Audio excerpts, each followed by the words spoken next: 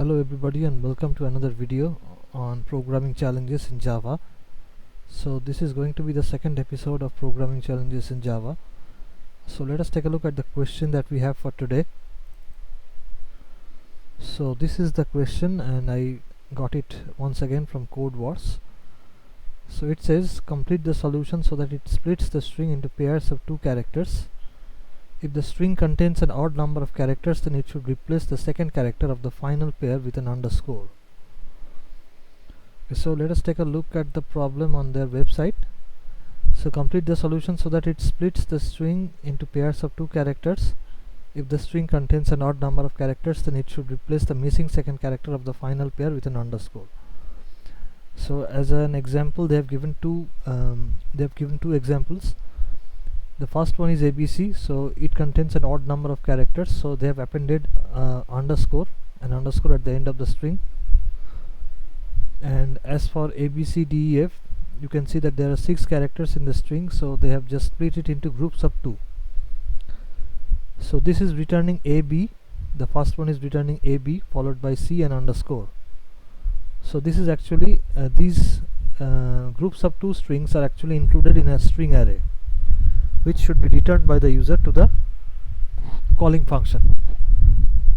And the second one, in the second example, you can see that ABCDEF have been grouped into 2 strings, they have been grouped into 3 strings, namely ABCD and EF, and at the end of the final string, that is EF, we do not see any kind of underscore. That is because the length of ABCDEF was an even value, which was 6.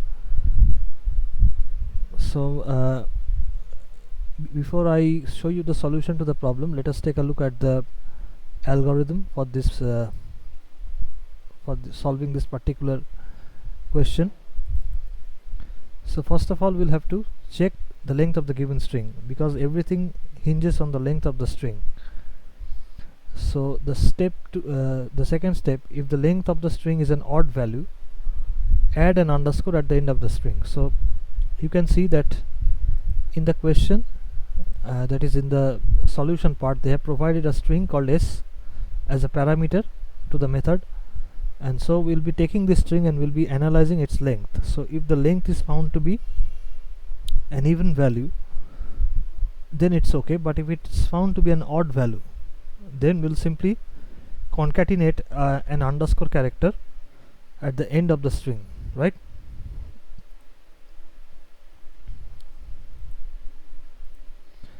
So after that, let us take a look at the next step.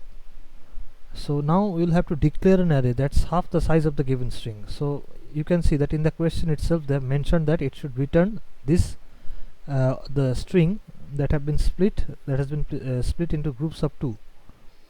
So these groups of 2 strings are to be included in a string array. So for that, we'll have to declare an empty string, and the size of the string cannot be the size of the string array cannot be any arbitrary value. It has to be half the size of the given string.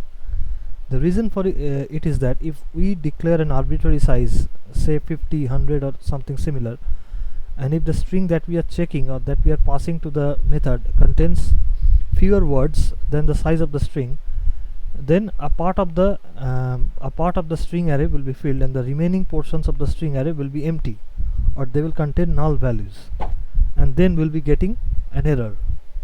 So I'll be showing it to you in a moment, so just wait. So as we are going to be grouping the string or splitting the string, I should say, into groups of 2 strings, so for that very reason we are taking the size of the array as half the size of the given string.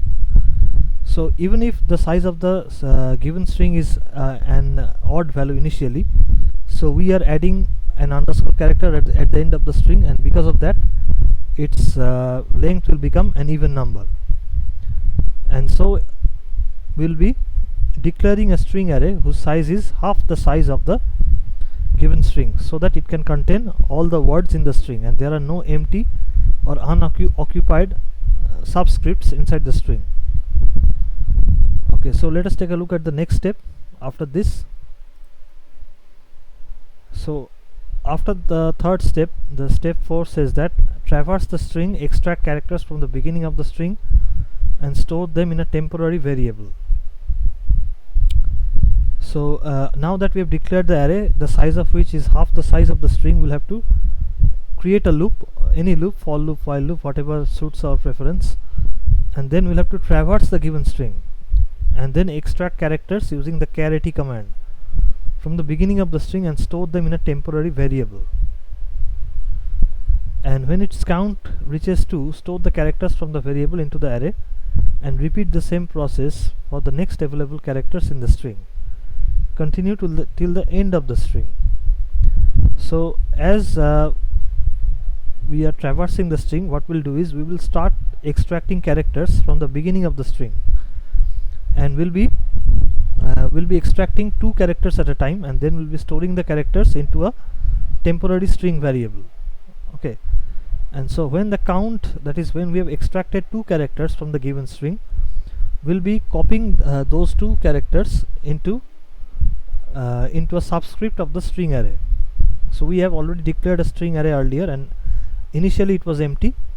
So we'll be storing the 2 extracted characters, 2 at a time, into the string array. And first of all, we'll be extracting the first 2 characters, then the next 2 characters, and then the other characters, and we'll go on like this until and unless we encounter the end of the string. And we'll continue like this till the end of the string. And after it is done, after we have completed the traversal of the string and we have finished inserting all the characters into the string array by splitting them into groups of 2, that is, we'll be returning the string array. Okay, so now let us take a look at our program code. So this was our algorithm, and this was the question. Sorry, not this one. So this here is the solution that I have created. So remember that as it is just a program, it can be done in a wide variety of different ways. So just because I've done it doesn't mean it is the most efficient or the most optimal solution to this problem. So if you can come up with a better solution than mine, then you are welcome to do so. So this is just my approach or my take on this particular problem. So I've written the code over here. So initially I've created a empty string, I've created a few variables, and I'm analyzing the length of the string. So I'm dividing it by 2, and if the remainder is found to not be 0, then I'm simply appending a blank an underscore character at the end of the string. Okay, because it says in the question itself, if an odd number of characters are found, then we'll have to insert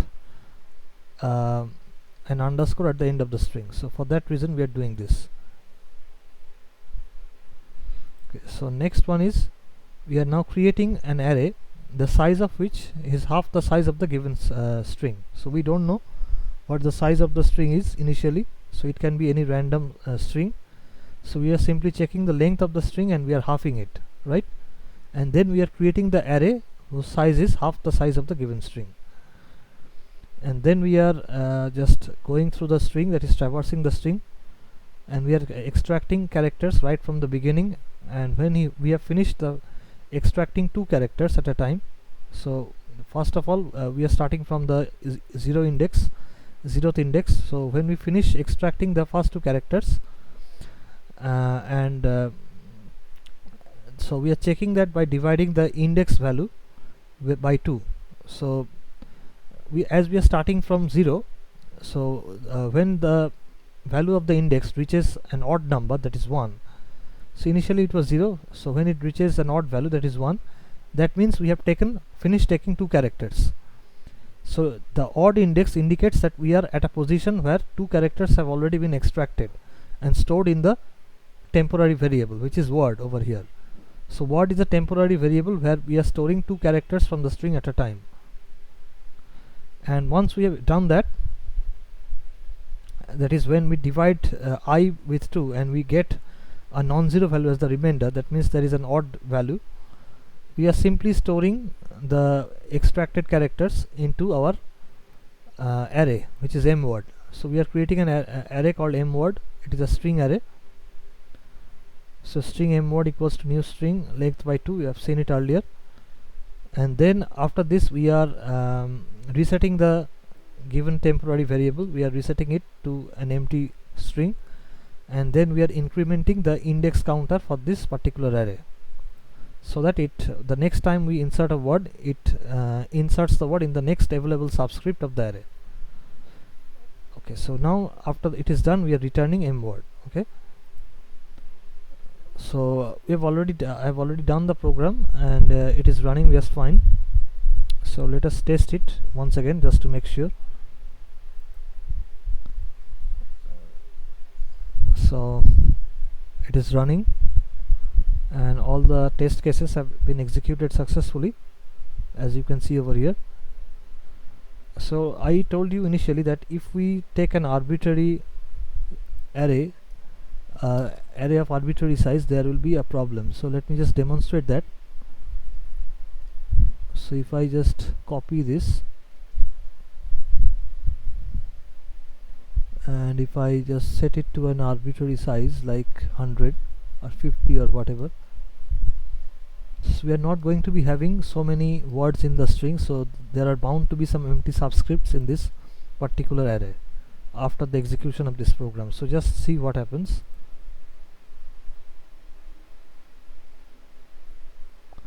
So you can see that in the first test case over here, you can see, so they are passing A, B, C, D, F, so they expect it to be grouped into 6 words, that is A, B, C, D and E, F. So it is being grouped into 6 words, but after that, for the remaining 97 subscripts inside the array, it is they are remaining empty, that is they are remaining null, because they have not been assigned any value. So when you are actually running the program, it expects exactly the same amount of words as is the length of the string. That is, if the length of the string is s, if the length of the string is 6, so there should be exactly half of the number of words in the string should be exactly half of that. Okay, so there is no scope, or there is no opportunity for us to leave any extra or unassigned values inside the array. So the size of the string or the size of the string array should correspond exactly with the number of words that are expected to be there in the string based on the length of the string.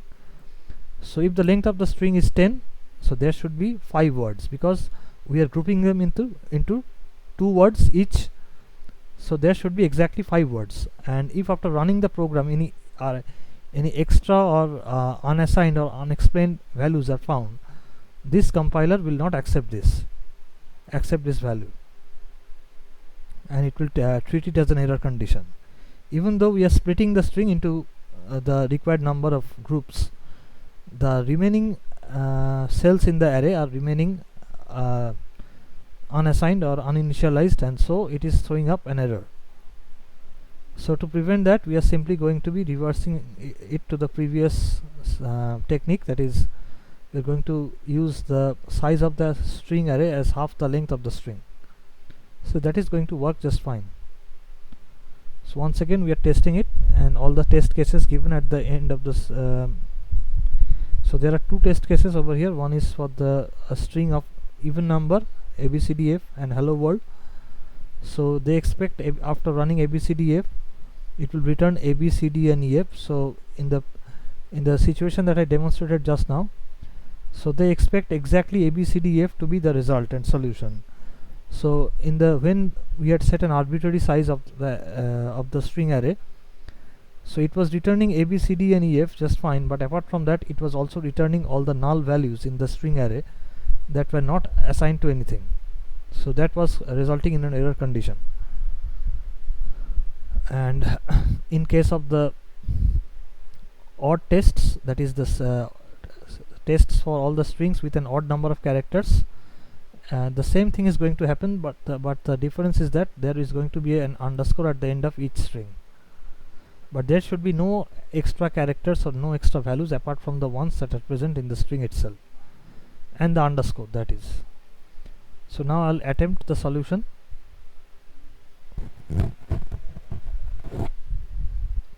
So all the test cases have been executed, so now I can submit it. So once I submit, it will be over. So hopefully this tutorial was useful for all of you.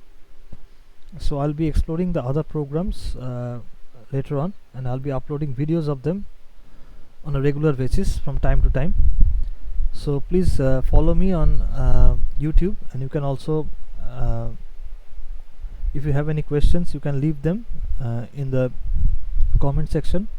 You can also follow me on Facebook if you want to. I'll be leaving the links for my Facebook account in the description below. So have a nice day everybody, and I'll see you all in my next video. Take care everyone.